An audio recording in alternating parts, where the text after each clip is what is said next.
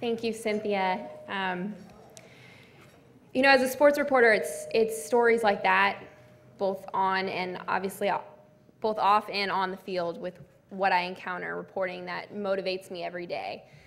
And as much as I'll chase around this little known guy, Albert Hainsworth, I'm sure you all have heard of, it's stories of perseverance like that that make my job truly something that wakes me up every day, which leads me to our next guest.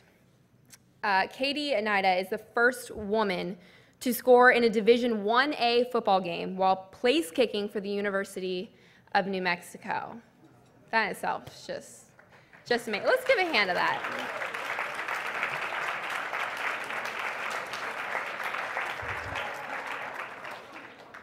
Before Miss Hnida started breaking glass ceilings, she was sexually assaulted while playing for the University of Colorado.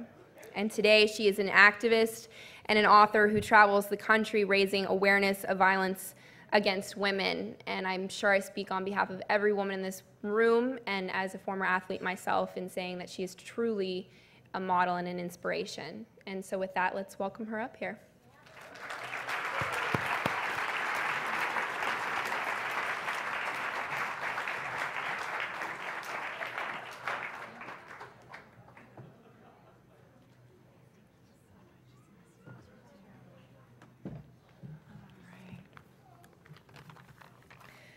Well, Albert Hainsworth, I am not, but I am still happy to be here tonight. Ludi, I don't even know what to say. This evening has been so lovely. You're a firestorm, you're a force, you are something that we are blessed to have on this planet. Thank you.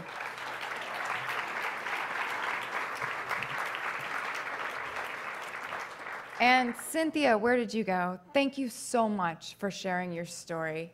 I feel that every time another survivor shares their story, that we are able to connect to each other and help the world understand these terrible things that are happening and these awful atrocities that are still just not understood. So thank you so much from the bottom of my heart for coming up and talking about your own story.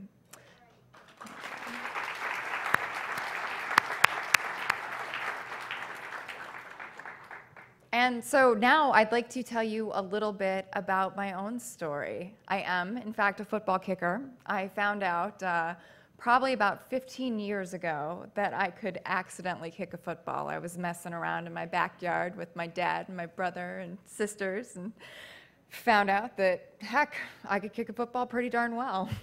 So one thing led to another, and I ended up trying out for my high school football team. And I had been an athlete growing up, but nothing for me was ever like kicking footballs. The minute that I stepped out to kick my first extra point on the field, I knew that my heart, it had found its home. It had found what I was meant to do. I had a pretty successful high school career, and then I was invited to join our state's university team, the University of Colorado. I was incredibly excited. I'd grown up rooting for the University of Colorado, and even though no other woman had ever played at that level before, it just felt like it was a natural step for me. Since I had first started kicking, I had a dream that I would get to play for a major college football program. I thought it would be like high school football, but just all the much better. And I couldn't have been more wrong. The coach that had brought me into the team left, and under the new leadership, it was very clear that I was not welcome. There were many players who made that very, very sure that I would know that. I was called vulgar names as I walked by. I had footballs thrown at my head. I was groped when we would huddle together as a team. And the worst of it came at the end of the year when I was raped by one of my teammates. One of my teammates who I thought that I knew well and that I trusted. My entire life felt like it had been blown apart. Like many rape and domestic violence or abuse victims, I didn't tell anyone what had happened to me. I was scared and I was ashamed, And somehow I felt like what had happened was my fault. Even though logically I knew it wasn't, I still just couldn't get out of my head that somehow this had happened to me. I had caused this something, so I didn't tell anyone. I'd always viewed myself as a very strong, very confident woman, and somehow victim, let alone rape victim, didn't fit into that box. Every aspect of my life was touched by my rape and abuse, my personality, my grades, my relationships, my spirit, even my health. I spent the next year of my life in a very deep depression, a depression that was so deep that I literally would just get out of bed enough to function. Some days I wouldn't even get out of bed. I would spend days lying in bed and I couldn't sleep, and then I would go to bed at night and I still wouldn't be able to sleep. Anytime that I actually could sleep, the nightmares would come, and I would wake up thrashing and crying in a tangle of sheets. And along with the nightmares came horrible anxiety. The anxiety was terrible. Sometimes I would just leave the house simply and feel fearful for no direct reason at all.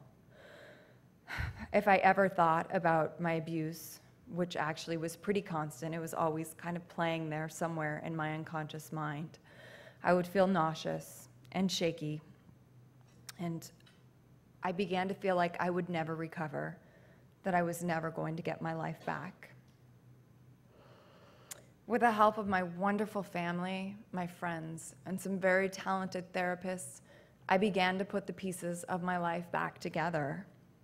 In 2002, I stepped back onto the football field, this time at the University of New Mexico, where I would achieve my dream of becoming the first woman to play and score in a Division I college football game. Thank you.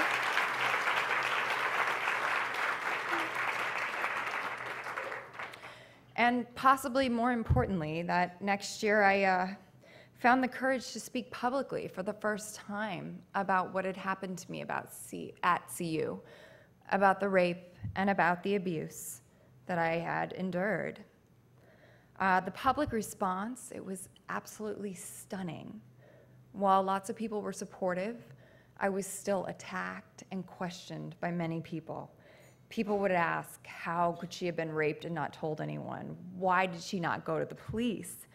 If she knew him, how could it have been rape? It's many of these types of questions that plague women in abusive relationships as well. I think the largest one being is, if it's so bad, why doesn't she just leave him?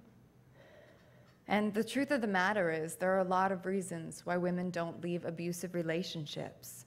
There's fear about their children, fear that their abuser is going to get worse, may become more violent towards them, fear that they won't be able to survive economically on their own if they do leave. And that's something that we've talked about a lot tonight. And in fact, a woman's best chance of leaving her abuser is if she has an independent income of her own. And very often this is just not the case, and this is precisely why second chances is so very important.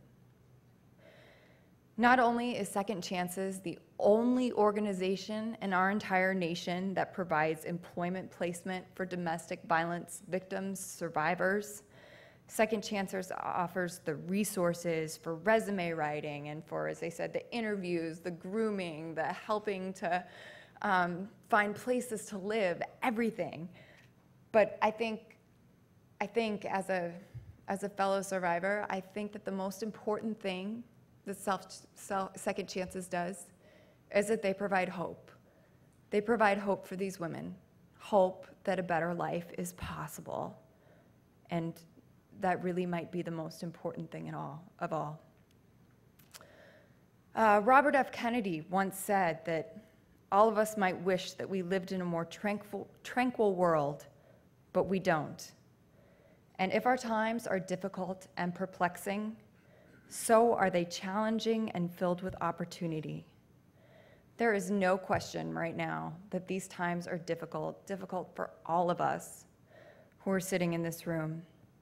And I wish to God every night that we lived in a world where there was no rape and no domestic violence and no child abuse, no violence in general.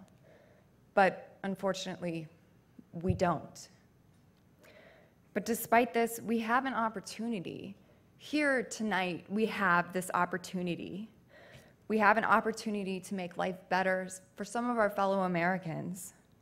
I urge you not to let this opportunity pass you by tonight while you are in this room.